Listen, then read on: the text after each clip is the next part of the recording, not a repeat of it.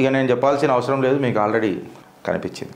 మన జాతి jalebi Gandhi winter session ప్రారంభమవుతున్నప్పుడు Draupadi Murmu గారు వచ్చిండ్రు. ఆయన తన స్పీచ్ ఉంటుంది. అండ్ మోర్ ఓవర్ వాళ్ళు వచ్చినప్పుడు ఒక ప్రోటోకాల్ ప్రకారము ప్రెసిడెంట్ కూర్చునేదాకా మనం అందరం కూర్చోవద్దు.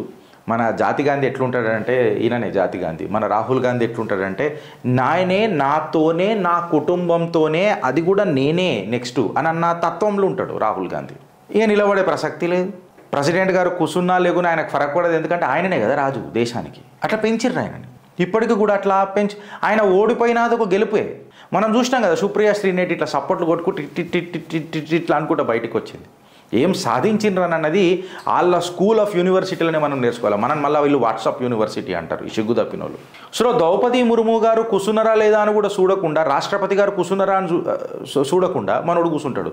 మల్లికార్జున్ ఖార్గే వచ్చే లేవు మీ జాగిరి కాదు ఇది, లేవు అట్లా కాదని మళ్ళీ లేస్తాడు.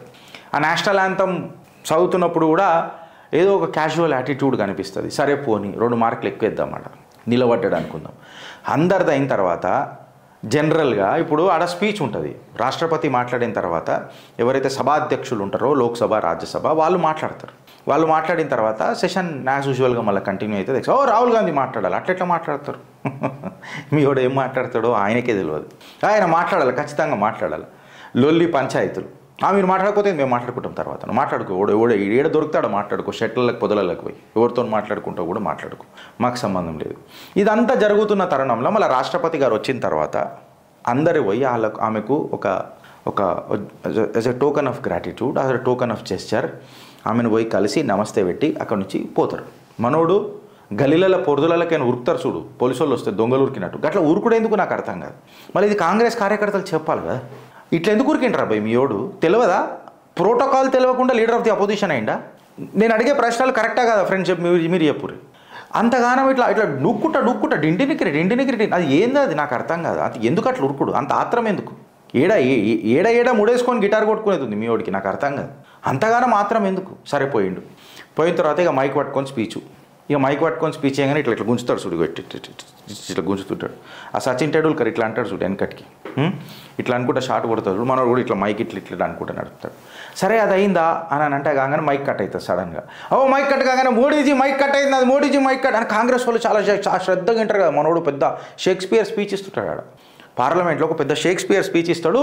ఇక అందరూ కాంగ్రెస్ వాళ్ళు ఇట్లా వింటుంటారు, జాతిని ఉద్దేశించి మాట్లాడుతున్నాడు అంటాడు. ఇట్లా బుక్ పట్టుకొని వస్తాడు, అది బుక్ ఉంటుంది, ఒక ఎర్ర బుక్ తెప్పిర్రు అయ్యాడ. ఓ బుక్ పట్టుకొని ఇట్లా నిలబడి మాట్లాడతారు. ఆ బుక్కులు ఏముందో మనోనికే తెలియదు, ఆ బుక్కులు ఏముందో అని అనేది మనోనికి అసలే తెలియదు. కానీ ఆ బుక్ గురించి మాట్లాడతాడు. అసలు బుక్ ఏంది? వీళ్ళ ఖాందాన్ గురించే చక్కగా తెలియకపోయే రాహుల్ గాంధీకి, వీళ్ళ ఖాందాన్ గురించే చక్కగా తెలియకపోయే. వీళ్ళ ఖాందాన్ గురించి తెలియకపోయినప్పుడు ఈయన ఎర్ర బుక్ గురించి ఏం మాట్లాడుతాడు అనేది నాకు ఒక పెద్ద క్వశ్చన్. ఇక బుక్ పట్టుకొని మాట్లాడుకుంటా, మైక్ ఇట్లా అనుకుంటా, మైక్ కట్ కాగానే మోదీజీ నా మైక్ బంద్ చేసిండు. ఎప్పుడైతే నేను ఎస్సీ ఎస్టీ ఓబీసీల గురించి మాట్లాడతానంటానో అప్పుడే నా మైక్ కట్ చేస్తారు, ఎక్సెట్రా. అన్నిటికీ మోడీయే కారణం. ఇప్పుడు బై ఛాన్స్ ఇత్తిఫాక్గా కూడా రాహుల్ గాంధీకి పెళ్లి చేసి పిల్లలు కాకపోతే మోడీ కారణం అంటాడు. ఇది ప్రాబ్లం అయిపోయింది నాకు, అన్నిటికీ మోడీ కారణం. ఇక అట్లా ఇట్లా అయిపోగానే మళ్ళీ ఎర్ర బుక్ పట్టుకొని వస్తాడు. అయితే నేను కాంగ్రెస్ వాళ్ళకి ఏం అడుగుతున్నా అంటే, మీ వాడు ఎర్ర బుక్ పట్టుకుంటాడు కదా, ఆ ఎర్ర బుక్లో ఏమర్థమైంది అనేది మీ ఎర్రోళ్ళకి తెలుసారా భయ్ అని అంటున్నాను.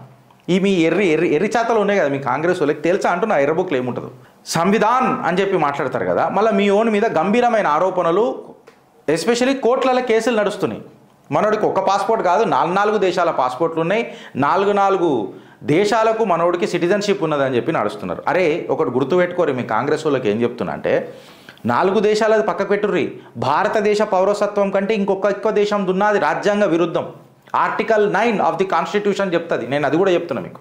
ఆర్టికల్ 9 ఆఫ్ ది కాన్స్టిట్యూషన్ దీని మీదనే ప్రస్తావిస్తుంది. అయితే ఇప్పుడు నువ్వు ఇది ఒక్క దేశం దాన్ని ప్రూవ్ అయిపోయినా, ఇప్పుడు ఒక దగ్గరనేమో ఒక బ్యాకప్స్ అని ఒకటి మనం ఆల్రెడీ చిత్రగుప్తులు ఎన్నోసార్లు నడిపినాం.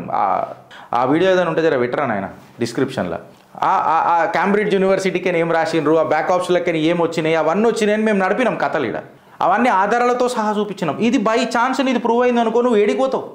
ఇక అమిత్ షా దగ్గర పోయి కూర్చోవాల్సి వస్తుంది, కేంద్ర హోంశాఖ మంత్రి దగ్గరికి. మళ్ళీ ఏం చేద్దామని అంటే ఏం చేయాలి మళ్ళీ పో, ఏ దేశానికి పోతావో పో. ఇప్పుడు ముద్ద అమిత్ షా దగ్గర పోతుందా, మోదీ దగ్గర పోతుందా, మోదీ గారు ఏం జవాబిస్తారో అమిత్ షా గారు ఏమి ఇస్తారని అన్నది కాదు. ఒక మనిషికి 4 దేశాల పాస్పోర్ట్లు ఉన్నాయని అంటే ఆ మనిషిని మీరు ఏ రకంగా చేస్తారు, ఎవరి దగ్గర ఉంటాయి? ఇప్పుడు దావుద్ ఇబ్రాహిం దగ్గర 4 పాస్పోర్ట్లు ఉంటాయి అంటారు. వేరే ఓడి దగ్గర 4 పాస్పోర్ట్లు ఉన్నాయంటారు. రాహుల్ గాంధీ దగ్గర 4 పాస్పోర్ట్లు వస్తే దాని అర్థమైంది అని అనేది ఒక పెద్ద క్వశ్చన్ కాదా? అంటే దేశాల ఇప్పుడు లీడర్ ఆఫ్ ది అపోజిషన్ నువ్వు నార్మల్ కోన్కిస్కా గొట్టంగాను ఆయన ఉంటే ఏం ప్రాబ్లం ఉండకపోతున్నారా నాయన దేశానికి? నువ్వు ఇలా లీడర్ ఆఫ్ ది అపోజిషన్ కాబట్టి నీతో ఇంత ప్రాబ్లం ఉన్నది మాకు.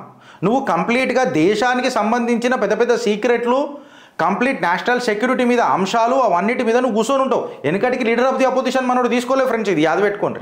ఇప్పుడు అపోజిషన్ తీసుకున్నాడు. ఎందుకు తీసుకున్నాడు అంటే ఈ కేసులు అన్నీ ఏమవుతుందో నా మీద తెలుసుకోవాలా, ఏడికైతుందో నాకు మీద తెలుసుకోవాలా, ఇట్లాంటి కీలకమైన డిస్కషన్స్ అయితే మేబీ ఆయన మీద జరుగుతున్న డిస్కషన్స్ మేబీ జరగకపోవచ్చు, మ్యాటర్ సబ్జూడిస్ ఉన్నదని. ఇప్పుడు మన దగ్గర కొంతమంది హిందువులు ఉంటారు, బట్కాంచే హిందువులు, ఓటు భారతీయ జనతా పార్టీకే ఓటేస్తారు, అందులో డౌట్ లేదు. నేషనలిస్టిక్ భావాలు ఉంటాయి, హిందుత్వ భావాజాలాలే ఉంటాయి, వాళ్ళకు తెలుసు ఏది మంచి చెడు ఏది చెడు అని. కాకపోతే వాళ్ళ ఎక్స్పెక్టేషన్స్ ఎక్కువ ఉంటాయి. మోదీ ఇట్లా చేయాలి కదా, భారతీయ జనతా పార్టీ అట్లా చేయాలి కదా, ఎందుకు చేయలే అని చెప్పి ఇట్లాంటి ఎక్స్పెక్టేషన్స్ ఉంటాయి. ఇగో గాళ్ళ కోసమే ఈ చిత్రగుప్త ఛానల్. ఇప్పుడు నేను వాళ్ళని ఏం అడుగుతున్నానంటే, అగర్ మోదీ డైరెక్ట్గా రాహుల్ గాంధీని ప్రోబ్ చేసి ఒక కేసు బుక్ చేసి లోపలేస్తే, రాహుల్ గాంధీ ఒక చూసినావా నన్ను ఎదుర్కొనుడు తట్టుకోలేక నేను ఎస్సీ ఎస్టీ ఓబీసీలకు దళితులకు కొట్లాడుతుంటే నన్ను గెలకనీకే నా ఉద్యమాన్ని ఆపనీకే మోదీ ప్రభుత్వం చేస్తున్న అరాచకం చూసినావా అని చెప్పి పబ్లిక్ సింపతికి పోతాడు. ఇప్పుడు మోదీ ప్రభుత్వం ఏం చేసింది అని అంటే, మోదీ ప్రభుత్వం ఏం చేయలే, మనోడు లంఘనా లుచ్చనా అనేది కోర్టులో డిసైడ్ చేయాలి, రాజ్యాంగబద్ధంగా డిసైడ్ చేయాలి. ఏదైతే బుక్కు పట్టుకొని తిరుగుతాడో ఆ రాజ్యాంగబద్ధంగా ఈ మనిషి ఉన్నాడా లేదా అని అనేది ఇవాళ ప్రశ్న. దాన్ని డిసైడ్ చేయాల్సింది ఎవడు? గిరీష్ గాడా, చిత్రగుప్త, లేదా భారతీయ జనతా పార్టీ? ఆ కాడికి వస్తే నరేంద్ర దామోదర్ దాస్ మోడీ గారా, లేకపోతే అమిత్ షా గారా? కాదు కదా. చేయాల్సింది రాజ్యాంగంని కాపాడుతున్న one of the pillar of democracy which is the judiciary. ఇవాళ ఆడనే కోట్ల కేసులు పడ్డాయి. ఈ మనిషిని ఏమన్నా చేసేది ఉంటే రాజ్యాంగబద్ధంగా బొందలగడలకు పంపుతాం, లాస్ట్ మూల మనమే కొడదాం. సో మీ ఎక్స్పెక్టేషన్స్ని ఇట్లా పెంచుకోవడం మంచిదే, నేను కాదని అంటే ఎక్స్పెక్టేషన్స్ ఉండాలా. కాకపోతే ఎక్స్పెక్టేషన్స్లలో కొంచెం రాజకీయం అననే ఒక ఫ్లేవర్ని యాడ్ చేసుకోరు ఫ్రెండ్స్. అప్పుడు ఏమవుతుంది అని అంటే చాలా మధురంగా కనిపిస్తుంది ఏం జరుగుతున్నాయని అన్నది. ఆహా అచ్చా ఇట్లనా. ఇది కేవలం రాజకీయ పరిజ్ఞానం పెంచుకోనికే నేను చెప్తలేను, రాజకీయ చతురత పెంచుకోనికే నేను చెప్తలేను. ఇది మీ నిజ జీవితంలో కూడా ఉపయోగపడుతుంది. How to deal things when the situation arises and what are the solutions. Whether we need to be aggressive, we need to be assertive, or we need to solve the problem in a diplomatic fashion. మనం ఏదైనా diplomacy పెట్టి దీన్ని ఖతం చేద్దామా, అగ్రెసివ్నెస్తో చూపించి చేద్దామా? అసలు ఒక చిన్న పిల్ల మన ఇంట్లల్లో ఒకసారి బెదిరిస్తే ఇంటరు, ఒకసారి సంజాస్తే ఇంటరు, ఒకసారి ఏదైనా లాలూచి చూపితే ఇంటరు. సో డిప్లొమసీ అది నీ పిల్లలకు చూపిస్తావు. మళ్ళీ అదే నీ ఎక్స్పెక్టేషన్ ప్రభుత్వాలకు వచ్చేసరికి స్ట్రైట్గా ఎందుకు ఉంటుంది అని అంటున్నా. ఇది రోపిక పట్టలేవా అని అంటున్నా. 65 సంవత్సరాలలో ఏ లా ఎట్లొచ్చిందో నీకు తెలియకపోయే కదా బ్రదర్, ఏ లా ఎట్లొచ్చిందో నీకు తెలియకపోయే. ఆల్ ఆఫ్ ది సడన్ నువ్వు ఇవాళ ఠేకాదారి తీసుకొని లే ఇది ఇట్లానే జరగాల అని చెప్పి నీ ఎక్స్పెక్టేషన్ పెడుతున్నావు చూడు, ఆడ ప్రాబ్లం వస్తుంది. ఇది వాళ్ళు ఎన్కాష్ చేస్తారు. వాళ్ళు ఎన్కాష్ చేసి ఇగో ఈ పెద్ద మనిషికి కిరికిరి చేస్తారు. ఈ పెద్ద మనిషికి ఇట్లా కిరికిరి అయితే, ఆ కమలానికి ఏదైనా కిరికిరి అయితే, ఇక దేశంలో కమల్ రాదు అని తెలిస్తే కమాల్ ఎక్స్పెక్ట్ చేయకూరి మీరు. బికాస్ కమల్ హీ కమాల్ హై. వక్ఫ్ తీసుకొచ్చింది వీళ్ళే, వర్షిప్ యాక్ట్ తీసుకొచ్చింది వీళ్ళే, ఆర్టికల్ 370 తీసుకొచ్చింది వీళ్ళే, హిందూ కోడ్ బిల్ కోసం కలగన్నది వీళ్ళే, మైనారిటీ బిల్ తెస్తానన్నది వీళ్ళే. భారతదేశాన్ని ఒక అపీజ్మెంట్ పాలిటిక్స్ తీసుకొని వచ్చి దాన్ని కంప్లీట్గా ముస్లిం రాజ్యం చేస్తానన్న కళ వీళ్ళదే. అరే దేశంలో ఉన్న వనరులకు మొట్టమొదటి స్థానం మైనారిటీలదే అని మన్మోహన్ సింగ్ ఏం మాట్లాడకపోయినా ఈ మాట మాత్రం గట్టిగా మాట్లాడిండు కదా. హిందువులది కాదా, ట్యాక్స్ కడుతున్న హిందువులది కాదా? అరే నిన్నాక మొన్న నాకు ఒక చిన్న సమాచారం వచ్చింది. ఆ కళ్యాణ లక్ష్మి చెక్కుల కోసం మా ఊళ్ళో కొంతమంది పోరలు వాడికి పోయిర్రు. ఈ చెక్కులని మన ఓల్డ్ సిటీ కొంతమంది ఉన్నాయి, ఆడ ఇస్తారట, దారుసలాంలో ఇస్తారట.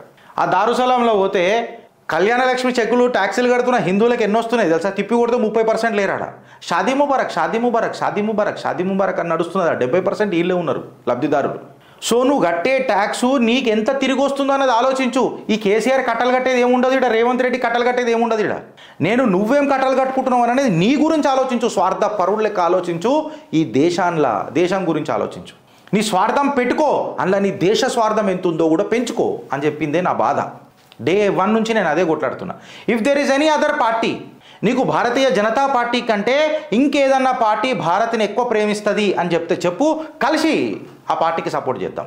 ఈ మనిషి కంటే దేశాన్ని ఇంకెక్కువ ఎక్కువ ప్రేమిస్తాడు అని చెప్పి నీకు తెలిస్తే దా పోదాం దా, కాళ్ళు కడిగి నెత్తి మీద నీళ్లు వేసుకొని సపోర్ట్ చేసుకుంటుద్దాం. ఈ మనిషి బుక్ పట్టుకొని తిరుగుతున్నాడు కదా, అందులో ఆర్టికల్ 9 చెప్తుంది నీకు డ్యువల్ సిటిజన్షిప్ ఉండొద్దురా అని. మళ్ళీ ఈ ప్రూవ్ అయితే ఆరోపణలు బొందలగడ్డ మీద మూలలు కొడదామా వద్దా? మీరు కామెంట్ రూపంలో చెప్పుండ్రి. ఈ మనిషి చేస్తున్న అరాచకాలకు మనం ఏం చేద్దాం? మీరు కామెంట్ రూపంలో చెప్పుండ్రి. అదాని, హిండర్బర్గ్ ఎక్సెట్రా మాట్లాడతారు వీళ్ళు. మళ్ళీ ఎన్రాన్ నిన్ననే చెప్పిన కాంగ్రెస్ ఈయన చరిత్ర 38,000 కోట్లు స్వాహా. ఖురోషి గాడికి ఇస్తారు, లాయర్, పాకిస్తానీ లాయర్కి కేసులు కొట్లాడమని భారత్ ఖిలాఫ్కి. ఇసుంటి హీన చరిత్రకు వీళ్ళ బడుగు బలహీన దళిత వర్గాలకు మేలు చేసేది. వీళ్ళు మేలు చేసుకుంటే వాళ్ళ కుటుంబాలకు చేస్తారు. INS విక్రాంత్ లాంటి యుద్ధ నౌకలను తీసుకొని పోయి పిక్నిక్ చేసుకున్న జాతిది ఇది. భారతదేశానికి ఈ జాతి భారతదేశానికి చైతన్యం చేస్తుంది అంటే నమ్ముతారా? వీళ్ళ మీద గంభీరమైన ఆరోపణలు ఉన్నాయి. DNA టెస్ట్ చేయించాలని మాట్లాడతారు వీళ్ళది. సలావుద్దీన్ షా చౌదరి అయితే రాషన్ పానీ తీసుకొని గుసాంచి కొడుతున్నాడు వీళ్ళని. హిడెన్బర్గ్ రిపోర్ట్ని ఇంత హాహాకారు చేస్తాడు కదా, బ్రహ్మముహూర్తంలో లేచి ట్వీట్లు కొడతారు కదా, ఆ చిల్లర నా కొడుకులను అడుగుతున్నా. మళ్ళా సలావుద్దీన్ షా చౌదరి చేసిన ఆరోపణల మీద మీ ఆన్సర్లు ఏంద్రా? చెప్పుర్రి. దాని మీద ఆన్సర్లు ఉండే వీళ్ళకు, ఎందుకంటే అవి నిజాలు కాబట్టి. అదే అదాని మీద మనం గొంతు చీల్చుకొని మాట్లాడినా నీకు ఎన్ని పైసలు ఇచ్చిందిరా? బరాబర్ ఇస్తుంది రా బాయ్. చలో ఇప్పుడు ఏంది రా బాయ్?